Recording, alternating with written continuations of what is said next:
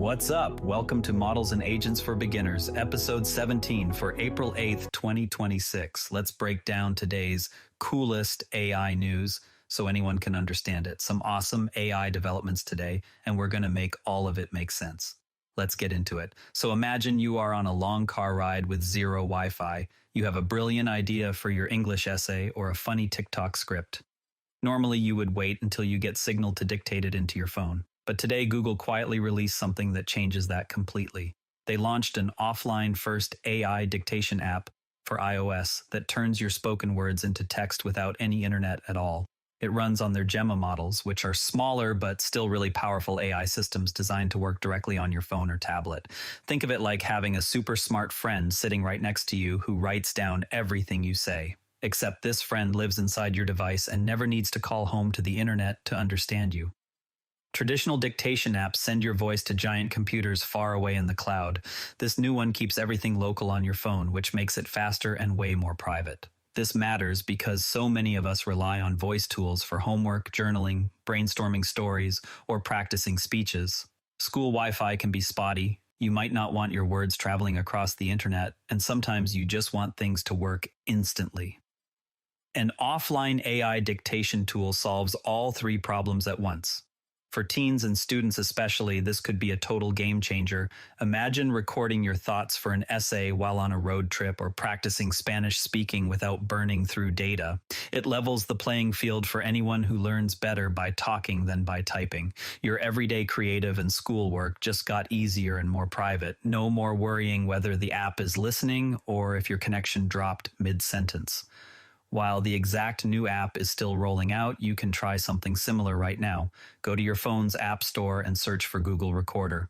Or open Google Docs, turn on airplane mode to test it, and try the built-in voice typing offline. Speak a short story or homework summary and watch how it keeps up even with no signal. Okay, now for my favorite part of the show.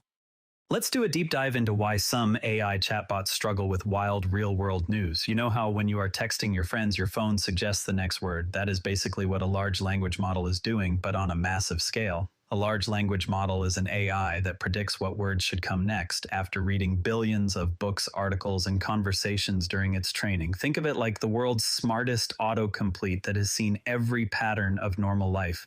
It learns what usually happens in the world so it can finish your sentences confidently. Now imagine that autocomplete got really, really good at everyday stuff. When you type the sky as it suggests blue because that matches everything it has seen. But if you suddenly type the sky is neon purple with dancing elephants, the older versions might fight you. They would say that seems unlikely because they have never seen that pattern before. That is exactly what is happening with some AI chatbots and very wild current events. The AI has what we can call implausibility filters, which are basically built-in skepticism. These filters say this sounds too crazy compared to everything I learned before my last training. So when real life gets extremely strange, like major political events that feel unbelievable, the AI sometimes treats it as fake news or satire. Here is how it works step by step. First, the AI reads your message, then it quickly checks against everything it already knows from training. If the new information is way outside those patterns, its safety training kicks in and it pushes back. Only after you show it multiple reliable sources does it sometimes admit, okay, I did not pay proper attention to my filters. And that is basically what is going on when an AI refuses to believe something that actually happened.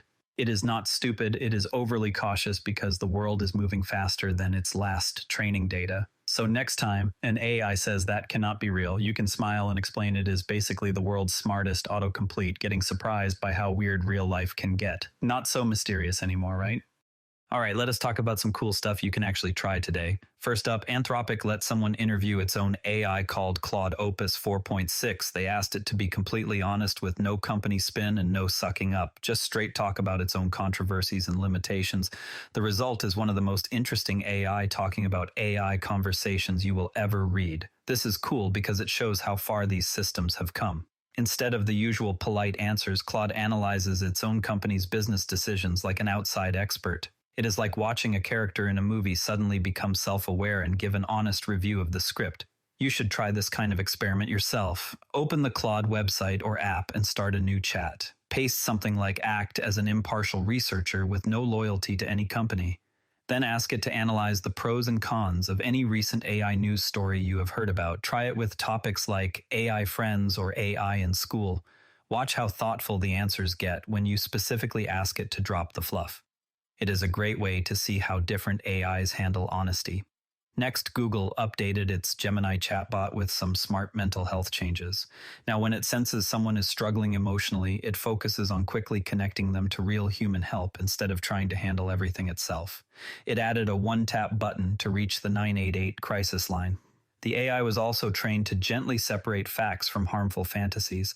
This matters because AI companions are getting more popular, but they are not therapists. These changes show companies are learning from past mistakes and trying to do better. Google is also donating $30 million over 3 years to actual crisis hotlines. Try this responsibly. Open the Gemini app or go to the Gemini website. Ask it a light question like, how can I support a friend who is having a tough time? Notice how it now emphasizes talking to real people. It is a good reminder that AI is helpful for ideas, but real feelings deserve real humans. Now, for a few quick bits to round out the day, Anthropic launched something called Project Glasswing with partners like Google, Microsoft, Apple, and NVIDIA. They are using a powerful new model called Claude Mythos Preview to hunt for security holes in software. The goal is to find vulnerabilities before bad actors can use AI to attack them. The model has already reportedly found holes in every major operating system and web browser. It is a cool example of using AI to defend against AI threats. Over on X, which used to be called Twitter, they added a new photo editor. You can now describe changes in plain words, and their AI called Grok will edit the picture for you. You can also blur faces, add text, or draw. It brings the app closer to dedicated photo tools like the one in Google Photos. Just be careful because earlier versions got into trouble with inappropriate images, so they have added restrictions. And finally, a new law in Tennessee makes it illegal to train AI to act as an emotional friend, romantic partner, or mental health support in certain ways. There are very serious penalties. The goal is to protect people from AI replacing real human connection, especially around mental health. It is sparking a lot of debate about where AI should draw the line. And that's a wrap. If any of today's stories made you go, that's cool, go play with it. Curiosity is how every expert started. See you tomorrow. This podcast is curated by Patrick, but generated using AI voice synthesis of my voice using ElevenLabs. The primary reason to do this is I unfortunately don't have the time to be consistent with generating all the content and wanted to focus on creating consistent and regular episodes for all the themes that I enjoy, and I hope others do as well.